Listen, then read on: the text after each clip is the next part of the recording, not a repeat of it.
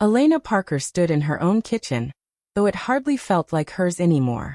The counters were covered with half-eaten plates, soda cans, and bags of chips.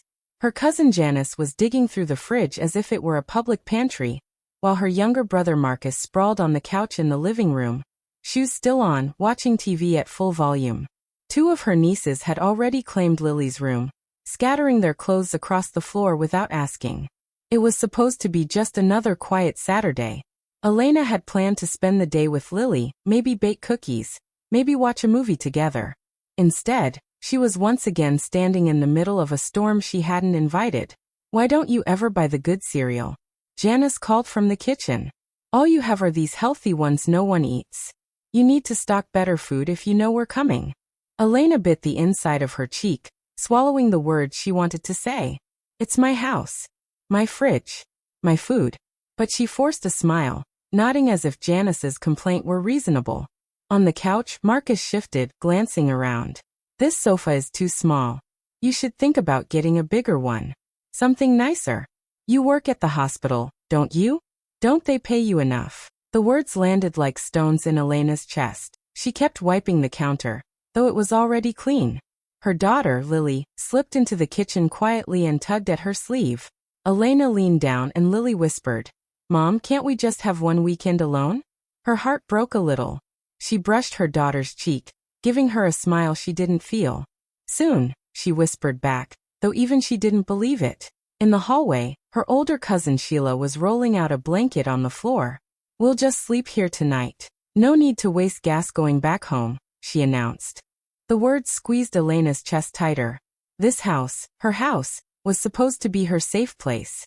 After her divorce, it had been the one thing she was proud of, the space she bought with her own money, her own effort. But every weekend, it turned into something else. A free motel, a cafeteria, a space where her choices were picked apart. Her family had a way of making her feel both needed and unwanted at the same time. She loved them, she did. Family was everything. At least, that was what her parents always told her. But standing here now, watching her life shrink smaller and smaller inside the walls she had worked so hard to claim, Elena felt suffocated. Still she said nothing. To complain was to be ungrateful. To ask for peace was to be selfish. As night fell and the voices rose louder, laughter mixed with arguments, the TV blaring, Elena sat on the edge of her bed with Lily tucked against her side. Her daughter's eyes were heavy with sleep, but the noise made it impossible to rest. Elena kissed the top of her head, fighting back tears. Then, the doorbell rang again. The sound cut through the house, sharper than all the chaos inside. Everyone shouted, "Get the door!" But no one moved. Elena stood slowly, her body heavy but her heart suddenly light with something new. She walked toward the door, paused, and pressed her hand against the wood.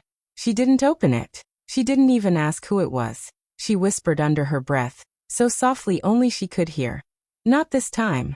Elena Parker was a hard-working nurse. Most mornings began before the sun came up, with her pulling on her scrubs, tying her hair back, and packing Lily's school lunch before rushing out the door. The hospital where she worked was always busy, long hours, endless patients, and the constant weight of responsibility, but Elena never complained. Nursing had been her dream since she was a teenager, and though it was exhausting, it gave her purpose. Still, by the time she got home in the evenings, her body often felt like it could collapse. Her feet ached from standing all day, and her back carried the tension of bending over patients, lifting equipment, and never having enough time to breathe. She wanted to come home to peace and quiet, a place where she and her daughter could recharge. That was why buying her small two-bedroom house had meant so much to her. After her divorce, she had been left with almost nothing but her determination. Her ex-husband moved on quickly, starting a new life without looking back. Elena, on the other hand, had to start from scratch. With every saved penny and careful plan, she bought the house. It wasn't big or fancy, but it was hers, the first thing she could truly call her own. She painted the walls herself, picked the curtains with Lily, and promised her daughter that this would be their safe place, their fresh start. But her family didn't see it that way. To them, her house was simply another family property, a place they could gather whenever they pleased. Her parents often reminded her, "Family is everything, Elena. Be grateful they come to you." Some people would give anything to have family close. Her siblings echoed the same message, though their actions didn't feel like love. They dropped by without notice, slept over without asking, and treated her belongings as if they were theirs. At first, Elena told herself it was fine. She had grown up in a big family where everyone shared everything, food, space, even secrets. But she soon realized that sharing as a child was different from having your home constantly invaded as an adult. Her older brother Marcus was the worst. At 36, he still had no steady job and often leaned on Elena for money. He would sit in her living room, criticizing her choices, while she held her tongue to avoid an argument. If she protested, he accused her of thinking she was better than everyone just because she had her own place. Her cousins weren't much better. They often left dishes piled in the sink, clothes scattered around, and loud conversations that carried late into the night. And through it all, Elena forced herself to smile, because deep down she feared what they would say if she asked for space. Ungrateful, she imagined her mother whispering. Selfish, her siblings would sneer. Lily, her 10-year-old daughter, noticed more than Elena wanted her to. The little girl rarely complained, but her eyes told the truth. She would sit quietly in her room while relatives took over the living room, or squeeze next to Elena on the bed when cousins spread across the floor. Once, after a particularly noisy evening, Lily whispered, "Mom, I just want it to be us sometimes. Just you and me." Those words stayed with Elena. They reminded her of what she wanted most: time with her daughter, peace in her home, the freedom to breathe without guilt pressing against her chest. But wanting that came with fear. If she closed her doors, would she lose her family altogether? Would they see her as cold, distant, or unloving? Her parents had always taught her that blood ties were unbreakable, that no matter how hard life became, family would be there. But Elena was beginning to see the cracks in that lesson.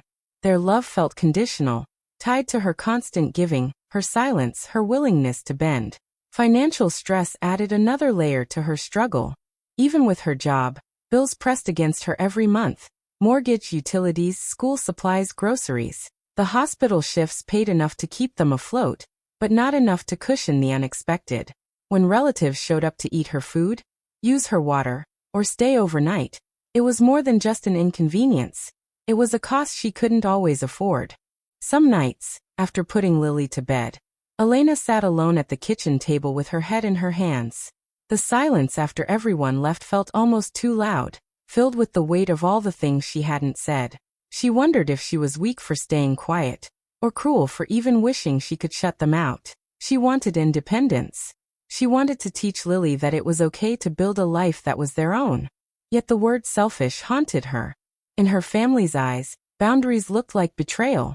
Gratitude meant obedience. And Elena was caught in the middle, torn between love and survival.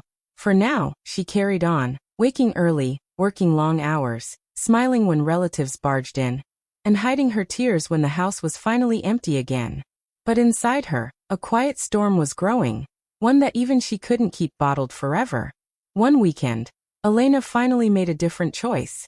It was Saturday morning, the sun gentle through the curtains, and for once the house was quiet. She and Lily had just finished breakfast, pancakes with syrup, something they rarely enjoyed without someone else grabbing a plate first. Lily giggled as she licked the last bit of syrup from her fork, and Elena felt a small, precious moment of peace. Then came the sound she dreaded, the doorbell, followed by heavy knocking. Elena froze, her heart thudding. Through the peephole, she saw her cousins standing there, bags in hand, ready to settle in for another weekend takeover. Behind them, Marcus's car pulled up, and he stepped out with his usual smirk, phone already in hand as he barked orders at the kids to grab their things. Normally, Elena would sigh, plaster on a smile, and open the door. But not today. She stayed still. The knocking grew louder. "Elena, we know you're in there. Open up." Janice's voice carried through the door. Elena's palms were damp, her breath shaky. Lily tugged at her sleeve, whispering, "Mom, please don't." For the first time, Elena listened.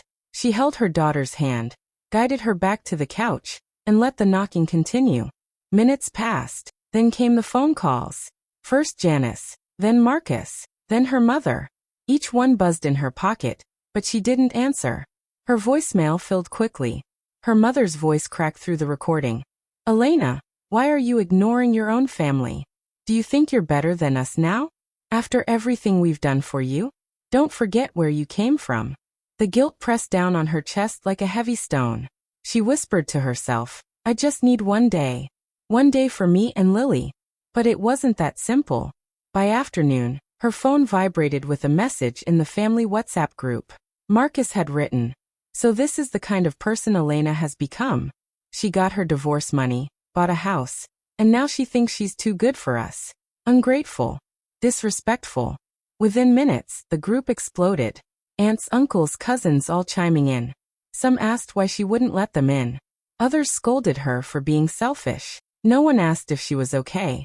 No one asked how Lily was doing. Elena sat on the couch, staring at the screen, her face hot with shame. Lily leaned against her, watching her mother's eyes fill with tears. I don't understand, Lily said softly. Why are they so angry? Isn't this our house? Elena swallowed hard, unable to answer. Her daughter's question cut through the fog in her head. It was their house. She had worked for it, paid for it, cared for it. Yet the people she loved most treated her as if it belonged to them. The knocking had stopped hours ago, but the storm inside her had only grown louder. She realized something in that silence, a truth she had avoided for years. Their love was not unconditional. It was tied to her obedience, her silence, her willingness to let them in no matter how much it hurt. That day, sitting with Lily beside her, Elena understood. If she wanted peace, if she wanted to protect her daughter and herself, she would have to risk losing the family she had been taught to hold above everything. For the first time, she questioned whether family love was really love at all. Marcus spread lies about Elena, telling anyone who would listen that she had used her divorce money to betray the family. He told relatives she only bought the house so she could cut everyone off and act like she was better than them. Soon, whispers turned into cold stares, and cold stares turned into silence. Cousins who used to laugh with Elena stopped replying to her messages. Even at family events, people turned away when she entered the room. Her own mother, the one person Elena had hoped would understand, chose Marcus's side. You've forgotten where you came from, her mother said sharply over the phone one evening. We raised you with family values, and now you think you're too important for us. Shame on you, Elena. Without us, you'd be nothing. Those words stung more than anything Marcus could have said. Elena sat on the edge of her bed that night, holding the phone long after the call had ended, tears rolling down her cheeks. She felt like a stranger in her own family. Lily noticed the change too. The house was quieter, but the silence wasn't peaceful, it was heavy. At dinner, Elena tried to smile and ask Lily about school, but her voice often cracked. Once, after tucking her daughter in, she sat alone at the kitchen table and cried, burying her face in her hands. She didn't want Lily to see her broken, but sometimes the weight was too much to hide. At work, things weren't much better. The hospital was always busy, and the stress that had once felt manageable now pressed down harder. One day, while checking a patient's chart, her vision blurred with tears. She quickly wiped her face, hoping no one saw. Her colleague, a kind nurse named Rachel, asked if she was okay. Elena forced a smile and said, just tired. But inside, she was unraveling. The worst moment came one rainy evening. Elena was helping Lily with homework when a loud, angry pounding rattled the front door. Her heart jumped. She didn't need to look to know who it was. Open this door, Elena. Marcus's voice boomed from outside. He pounded again, harder this time. You think you can disrespect me? You think you can ignore your family? I'll teach you respect if you don't come out here right now. Elena froze, fear gripping her. She glanced at Lily, who clutched her arm tightly, eyes wide with terror. Mom, Lily whispered, her voice trembling. Why do we let them treat us like this? The question cut deeper than Marcus's shouting. Elena pulled her daughter close, holding her as the pounding continued. She didn't have an answer, not yet, but in that moment, she knew something had to change. Her whole life, Elena had believed that family came first, that blood ties were stronger than anything. But now, as she held her frightened daughter in her arms, she realized that love without respect wasn't love at all.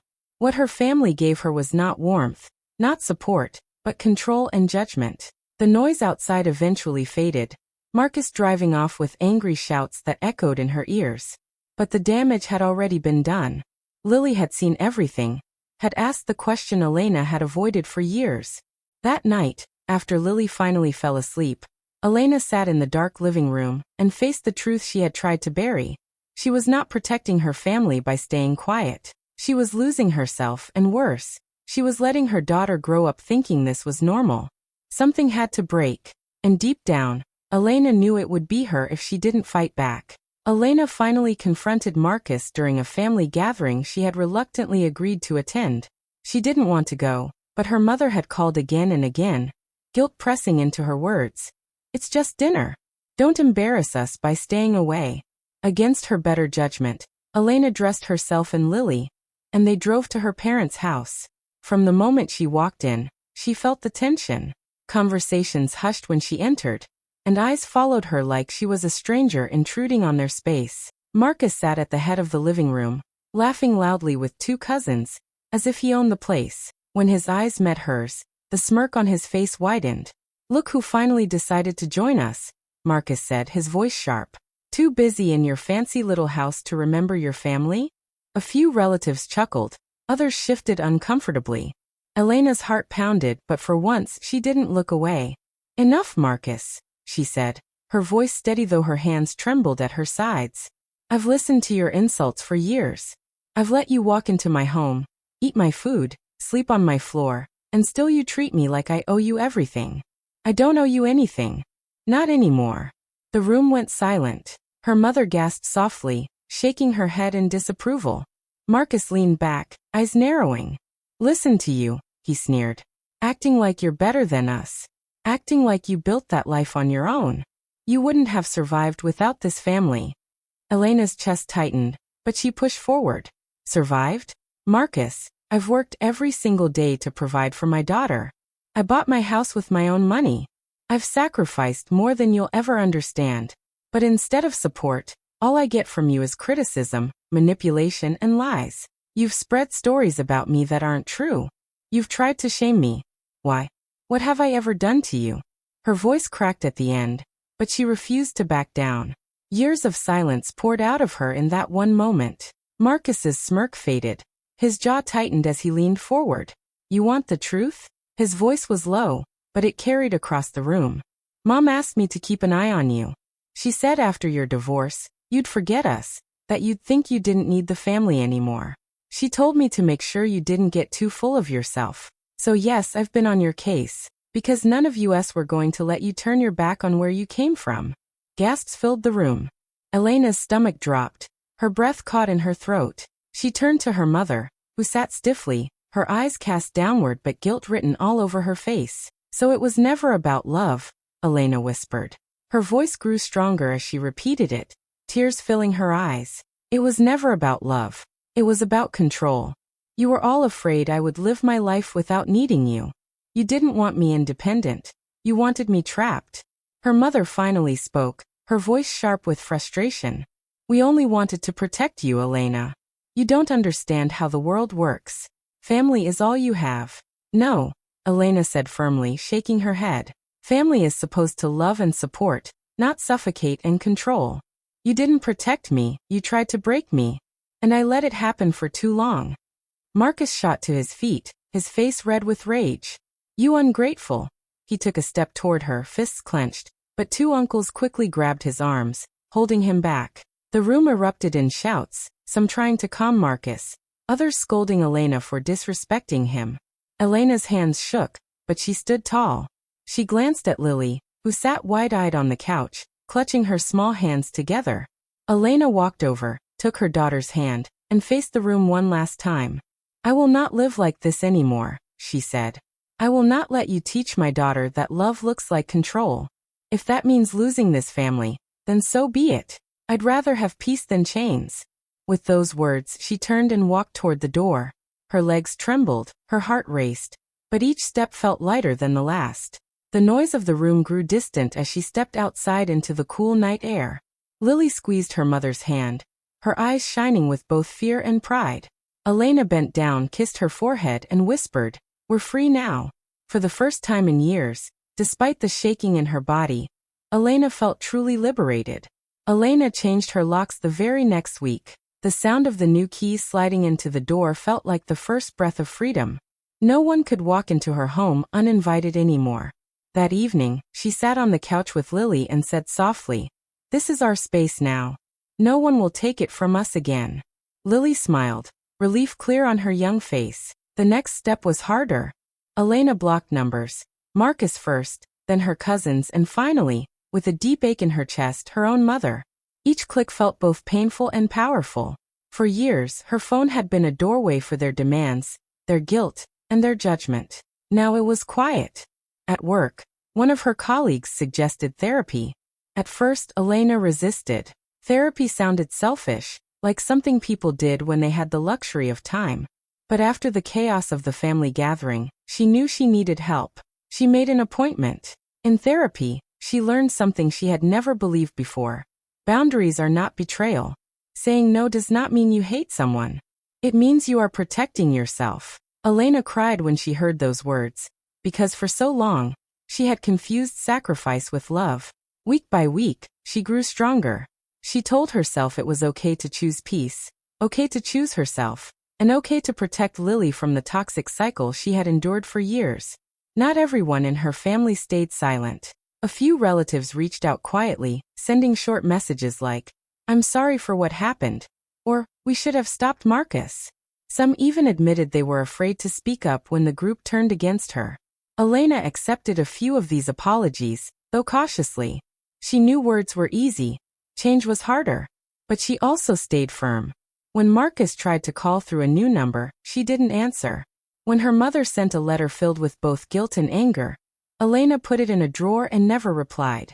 For the first time in her life, she chose herself over their approval. Her weekends slowly transformed. Without the constant noise of unexpected visitors, the house became the sanctuary she had always dreamed of. One Saturday, she and Lily cooked spaghetti together, giggling as they spilled sauce on the counter. They baked cookies afterward, filling the house with sweet warmth. Later, they curled up on the couch with blankets, watching movies until they both drifted to sleep. No interruptions. No criticism. No one barging through the door. Just mother and daughter, safe in the space they built together. As Elena washed the dishes that night, she looked around her kitchen, quiet, clean, and hers. For the first time in years, her shoulders felt lighter. She wasn't living for approval anymore. She was living for peace, for love, and for her daughter. And deep inside, she knew this was only the beginning. Sunday afternoon, the house was calm. Sunlight streamed through the windows, and the smell of cookies still lingered from the morning. Elena sat with Lily at the kitchen table, helping her draw pictures of flowers. The quiet felt like a gift, one she had learned not to take for granted. Then the doorbell rang. The sound echoed through the house, sharp and familiar, making Elena's heart skip. Slowly, she stood and walked to the door. She pressed her eye against the peephole, and her stomach tightened. It was Marcus. He stood there, arms crossed, face hard, as if nothing had changed. Elena took a deep breath. For a moment, old habits tugged at her. The guilt, the fear, the urge to open the door and keep the peace. But she didn't move the lock. She didn't reach for the handle.